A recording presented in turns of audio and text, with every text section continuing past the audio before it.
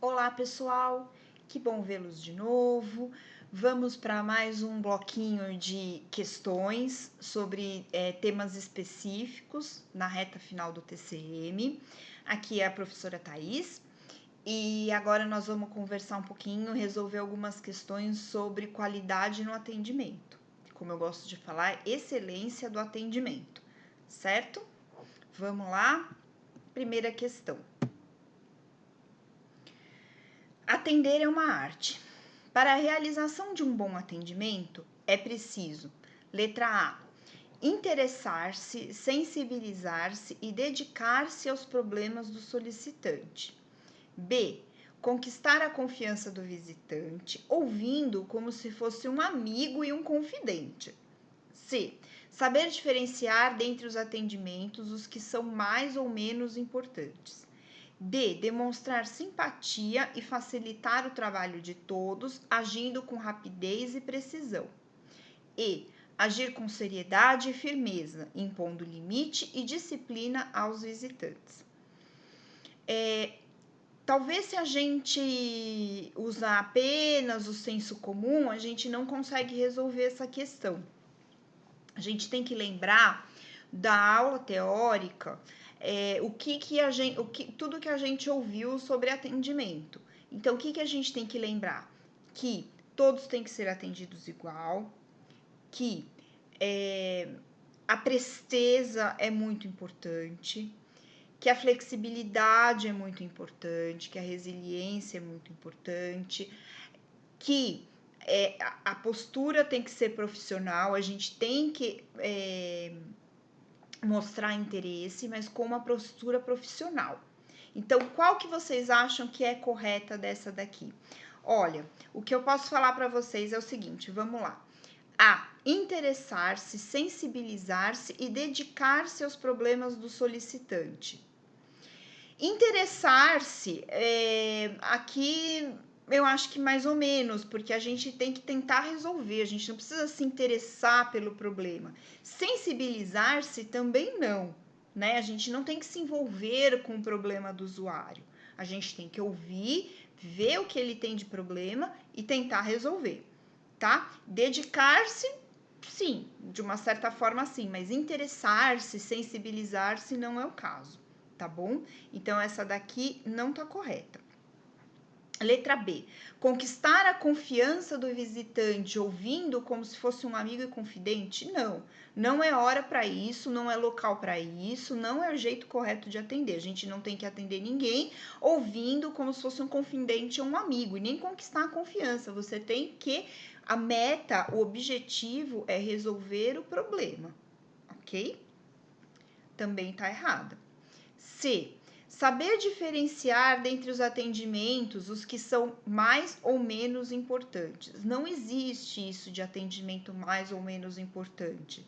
Para aquele usuário, o atendimento dele é importante, igual aos outros, e para o servidor também tem que ser, tá bom?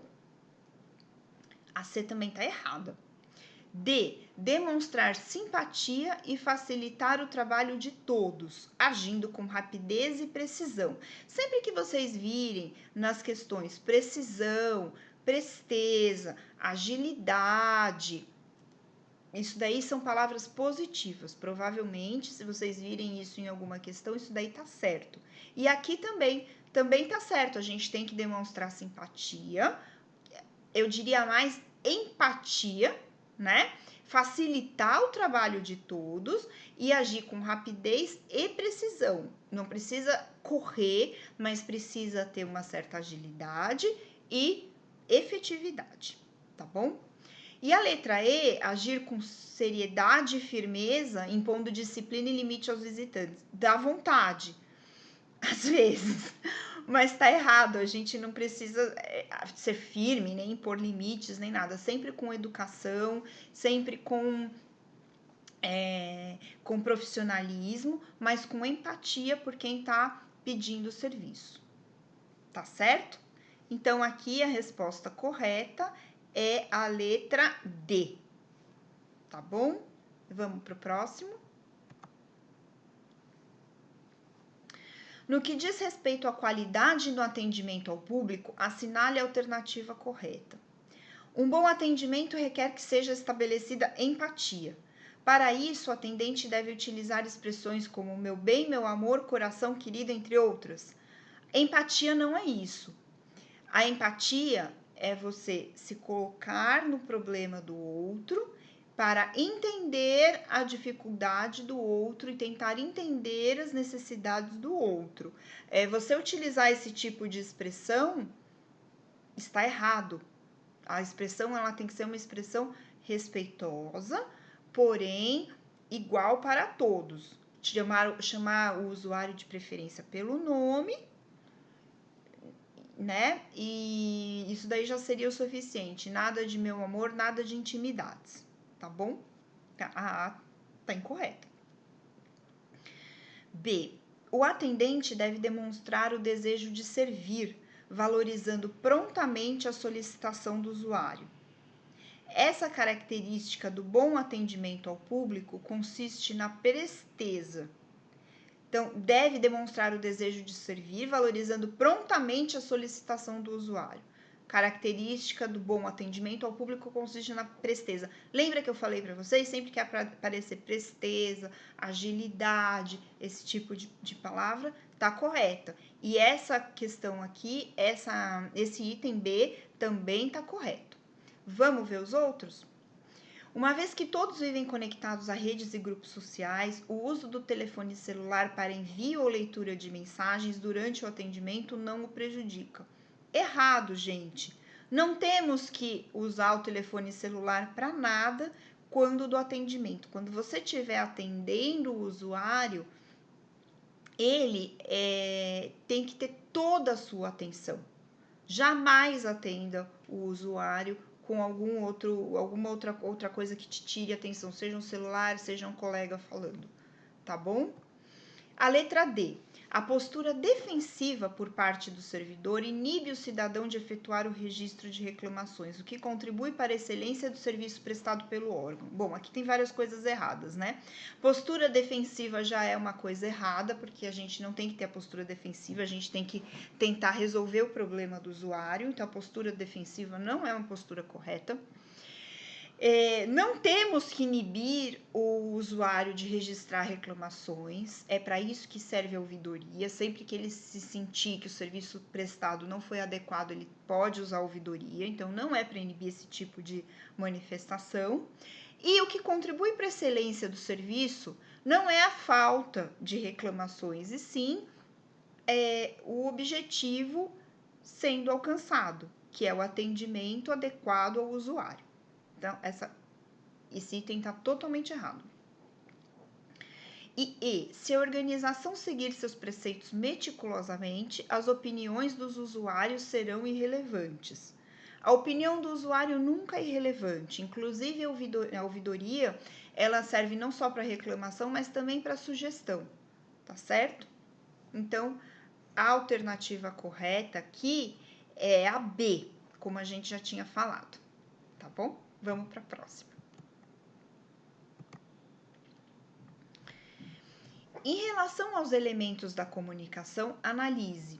Essa questão aqui eu coloquei, ela não tem um grande grau de dificuldade, ela é uma questão bem fácil, mas eu coloquei para a gente relembrar um pouquinho conceitos de comunicação. Emissor é quem gera o processo e quem toma a iniciativa. Receptor é quem recebe a mensagem. Ele deve receber e compreender a ideia que se quer passar, aplicando-a da forma mais adequada. E 3, mensagem é o pensamento ou a ideia que o emissor pretende passar para o receptor. Então, gente, aqui todas estão corretas e eu coloquei, como eu falei, essa questão só para a gente relembrar um pouquinho. Então, o emissor é aquele que está emitindo a mensagem. O que é a mensagem? É a ideia, é aquilo que se quer comunicar, é o pensamento que o emissor quer passar para o receptor. Receptor é quem recebe, então, emissor, quem emite a mensagem, receptor, quem recebe a mensagem. tá? E a mensagem é a ideia que se quer passar. Vocês lembrem das aulas teóricas que a gente falou quais eram os ruídos que podiam interferir nessa mensagem? Lembra? As interferências físicas, interferências biológicas, tá? Mas no meio disso, então, tem o emissor de um lado, o receptor do outro e a mensagem que é a ideia, certo? Essa é bem fácil, então seria a alternativa E, todos os itens estão corretos. Vamos para a próxima. Espero que vocês estejam gostando. No âmbito de sua esfera de competência, os órgãos e as entidades do Poder Executivo Federal que prestam atendimento ao público devem elaborar um documento que objetiva informar os serviços prestados pelo órgão ou pela entidade do Poder Executivo Federal, as formas de acesso aos referidos serviços, os compromissos e os padrões de qualidade do atendimento ao público, como também os serviços publicados no Portal de Serviços do Governo Federal. Essas informações obrigatórias fazem parte da Carta de Serviços ao correto é o B, usuário, Carta de Serviços ao Usuário. Vocês se lembram da Lei 8159, que a gente comentou, que é aquela lei que cria a Carta de Serviços ao Usuário, que cria as definições de usuário, definição de serviço público, que cria a ouvidoria, né? Então, ela embasa todo o serviço público com qualidade. E nessa lei foi criada a Carta de Serviço ao Usuário. O que é a Carta de Serviços ao Usuário? Nada mais é do que todas as informações importantes para o usuário. Então, lá nessa carta, que pode ser acessada pelo site, aqui na questão está dizendo governo federal, mas qualquer prestador de serviço público tem que ter essa carta ao usuário. Então, lá tem todos os serviços prestados, quais são as taxas, qual o horário de atendimento, quem pode solicitar, endereços, se o acesso pode ser pela internet ou não, qualquer informação relevante para que o usuário possa exercer os seus direitos, tá bom? Vamos para a próxima. Observe os itens a seguir relacionados ao atendimento ao público realizado através da utilização de e-mail. 1. Ao reencaminhar uma mensagem recebida, não é necessário escrever um breve texto dizendo do que se trata o encaminhamento. 2. Preencha o campo assunto da mensagem com um título que resuma o seu comunicado. 3. Sempre escreva textos longos para facilitar a compreensão do interlocutor. 4. Não escreva utilizando letras maiúsculas. Elas são identificadas no meio eletrônico como se o emissor da mensagem estivesse gritando. Portanto, essa prática deve ser evitada. Vamos analisar cada uma? Então, 1. Quando a gente reencaminha um e-mail, é bem importante que a gente escreva, muito embora às vezes a gente esteja com pressa e é mais fácil reencaminhar e a pessoa que recebe o e-mail que se vire para ler tudo que se passou para baixo, mas é de bom tom, é muito importante que nesse reencaminhamento a gente escreva um pequeno texto que resuma sobre o que se refere o e-mail que está sendo encaminhado, tá bom? Não precisa ser um texto longo, mas precisa ter um breve resumo, uma citação do que está acontecendo, para a pessoa já saber sobre o que se trata e o que ela vai ler para baixo. Então, a 1 está correta. Mentira, desculpa, a 1 está errada, porque está falando não é necessário escrever um breve texto. Então, a 1 está errada, porque é necessário sim, tá bom? Preencher o campo assunto da mensagem com um título que resuma o seu comunicado. Essa sim está correta, né? A gente precisa preencher o assunto com algo que dê ideia exatamente do que se trata aquele e-mail. Então, a 2 está certa. 3. Sempre escreva textos longos para facilitar a compreensão do interlocutor. Isso está errado. Por quê? Porque o texto longo, não necessariamente, ele é um texto super explicativo. Para você explicar de forma que o receptor da mensagem entenda, muito pelo contrário, quanto mais curto e mais sintetizado, usando os termos corretos, esse e-mail for, é melhor. O e-mail, ele não é um meio de comunicação para textos muito longos. E nunca um texto muito longo, ele tem um objetivo nobre, né? Às vezes a compreensão ela é feita melhor num texto curto, desde que se pontue todos os itens necessários da mensagem. Então, a 3 também está errada. Então, por enquanto, a 2 está correta. 4. Não escreva utilizando letras maiúsculas. Essa aqui tá certa, porque a letra maiúscula é considerada mesmo um alerta, né? Uma coisa de atenção, uma coisa como se a pessoa estivesse gritando, entre aspas, tá? Então, a gente tem que evitar escrever com letra maiúscula. Então, estão corretas a 2 e a 4, tá bom? Alternativa B. Vamos para mais uma. Em uma repartição pública, o atendimento ao público deve se traduzir em uma relação entre o servidor e o cidadão, pautada por cortesia, interesse, atenção, eficiência, presteza, discrição, tolerância e objetividade. Olha que legal, é importante vocês notarem quais são as características de um bom atendimento. Olha lá, cortesia, interesse, atenção, eficiência, presteza, que a gente falou, discrição, tolerância e objetividade. Com relação ao exposto, assinale a alternativa que indica uma situação que viola o que é esperado como atendimento de qualidade num órgão público, ou seja, o que não se deve fazer num órgão público para se atender com qualidade. A. Um cidadão que se endereça erroneamente a uma repartição pública recebe informações acerca de como proceder para alcançar os serviços buscados. Não, essa aqui não viola, né, gente? Essa aqui tá correta. Vamos supor que lá na sua repartição apareça, às vezes no cartório eleitoral, por exemplo,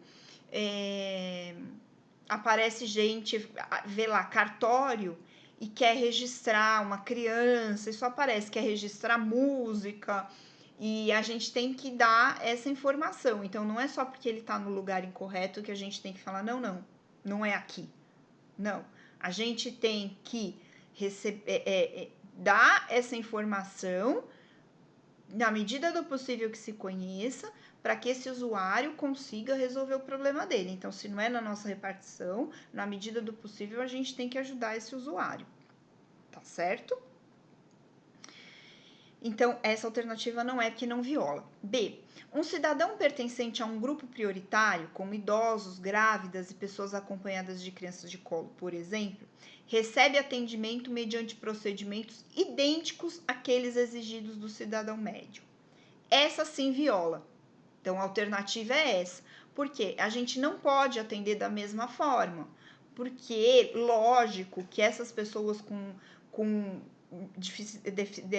dificuldade de locomoção ou com algum outro tipo de dificuldade, elas têm que ter um atendimento diferenciado, elas têm que ser atendidas prioritariamente e elas têm que ter sempre um local para sentar, para esperar. Então, ela não pode ser atendida como um cidadão médio, ela é uma exceção, tá bom?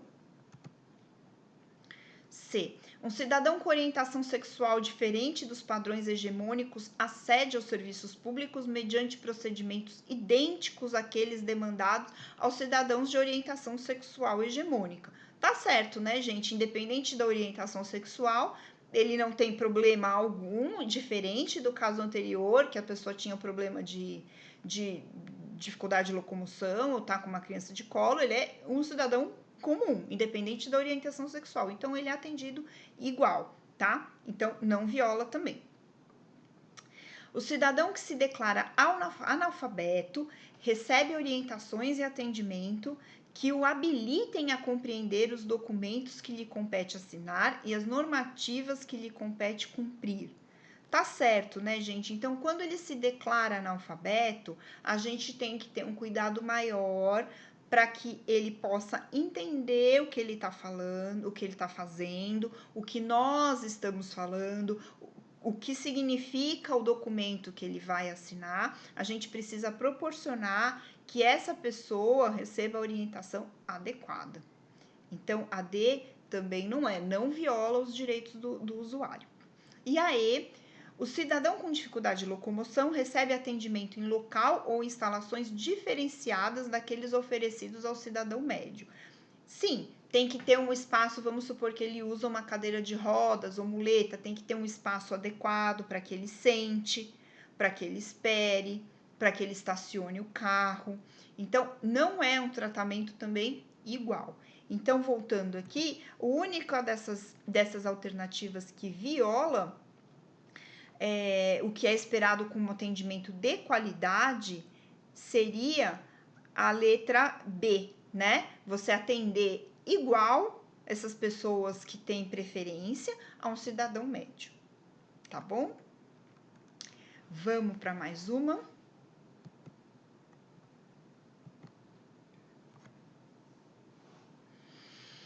A responsabilidade de quem atende o público é grande, pois representa toda a instituição que oferta um serviço ou produto. Em relação aos aspectos característicos do atendimento ao cliente, assinale a alternativa correta. Não se deve antecipar no atendimento a necessidade do cliente, mas aguardar a respectiva manifestação. Bom, essa tá incorreta, né? Porque a gente tem sempre que se antecipar à necessidade do cliente, tá? B. Quando da administração de reclamações jamais seja resiliente.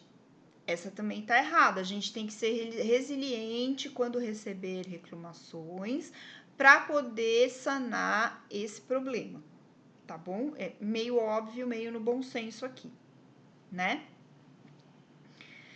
A comunicação corporal deve favorecer o atendimento e reforçar a cordialidade. Essa tá correta, né, gente? Vocês lembram que a gente falou sobre a comunicação verbal e não verbal? Que a comunicação não verbal, ela pode reforçar a comunicação verbal e que ela é muito mais percebida pela outra pessoa do que a comunicação verbal?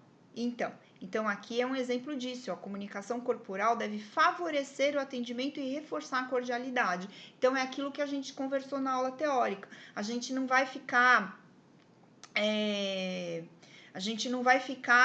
encostado assim na cadeira com aquela má vontade, mesmo que as nossas palavras sejam cordiais, isso não vai favorecer. Então, a comunicação corporal, ela deve ser parte da comunicação como um todo, tá? Então, a correta é a letra C. Vamos ver as outras? D.